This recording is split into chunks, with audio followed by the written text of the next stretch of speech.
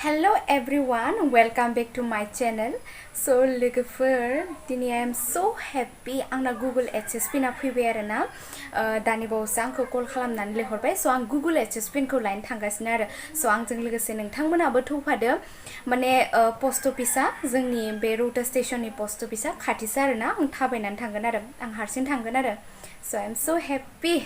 स' नोंथांमोननोबो आं शेयार खालामनो होननानै सानबाय थ' Google Adsense पिनखौ लायग्रोनोसै ओमफ्राय लायनानै नोंथांमोनजों माखासे बाथ्रा रायज्लायनो दोङो थ'दो बिदिब्ला आंनि भिडिअखौ स्टार्ट खालामनोसै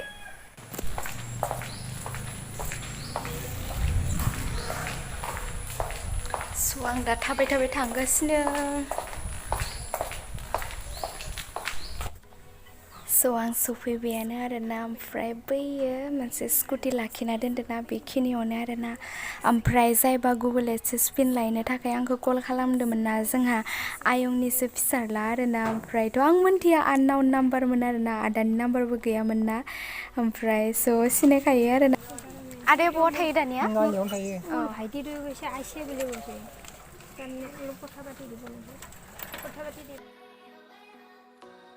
फिल्मनियाव साइन होनांगौ पेन दङ আহা বুলি কৈ আছে আহা বুলি स' फाइनालि लाबाय आं लोगोफोर दा थांनोसै हेलौ दा आं सफैबाय आरोना लोगोफोर न'आवहा ओमफ्राय फाइनालि Google Adsense पिनखौथ' मोनबाय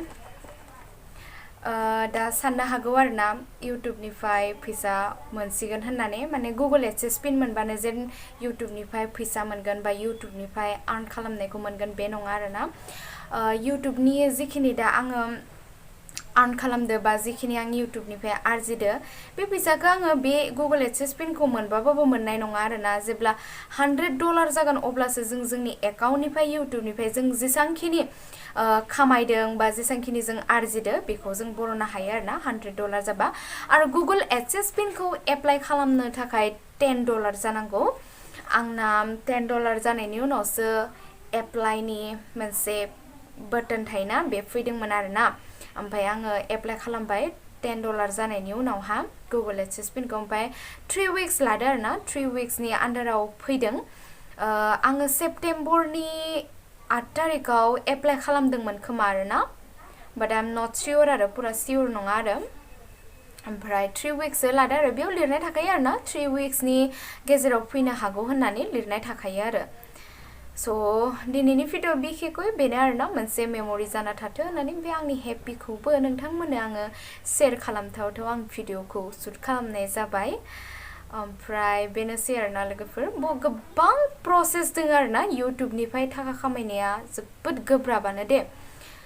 सोबथिंबो हार्डवर्क खालामबासो थाखा खामायनो हायो बेनोसै आरोना इउटुबानो जाया मानो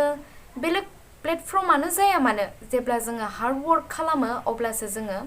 फैसा मोननो हायो एबा अब्लासो जोङो साक्सेसफुल जानो हायो न फरायनायनि खेत्रआवबो बिदिनो जुदि नों हार्डवर्क खालामबासो साख्रि मोनो बा फरायनानै सासे गिदिर मानसि जानो हायो थिग बेबायदिनो इउटुबा साधारन नङा आरोना इउटुबनिफ्राय आरजिनाया गोबां खस्थ' खालामनो गोनां जायो खस्थ'निफ्रायसो उनावहा फिथाइखौ जों मोननो हायो सासे ब्लगार जानोबाबो गोबां गिदिंथिंनो गोनां जायो गोदान गोदान जायगाफोर देखायनो गोनां जायो न माने मा आरो फार्स्टआव थाखा गारग्रोनांगौ जायो मोनसे बिजनेस मावनो थांबाबो फार्स्ट अफ अल थाखा गारग्रोनांगोन बिनि उनावसो नों सासे गिदिर बिजनेस जानो हायो नङा होमबा बिदिनो आरो स' नोंथांमोना आंखौ बेबायदिनो सापर्ट होलांगोन आंनि भिडिअफोरखौ नायनानै शेयार खालामना होगोन बेफोरखौनो आङो आसा खालामबाय आरो जाहाथे आं इयुनाव इउटुबनिफ्राय जाहाथे जिखिनि दा आङो आरजिदो बेखौ जाहाथे आङो $100 जानायनि उनाव जाहाथे आङो बर'नो हायो आरोना $100 जाबासो जों जोंनि जेसांखिनि आरजिदोंमोन जेसांखिनि खामायदोंमोन बेखिनिखौ जोङो बर'नो हायो आरो एप्लाइ खालामनोथ' Google Adsense पिनखौ एप्लाइ खालामदो $10 नांगौ आरोना मनिटाइज जाखांनायनि उनाव जेब्ला नोङो भिडिअ बनायबाय थागोन $10 जागोन अब्लानो नोङो एप्लाइ खालामनो हागोन आरो स' लोगोफोर दिनैनि भिडिअआ बेसेमनोसै स' आंनि चेनेलाव गोदान हाबफैदोंबा साबस्क्राइब खालामलांदो लाइक खालामदो कमेन्ट खालामदो स' लोगोफोर दिनैनि भिडिअ' बिसोरनोसै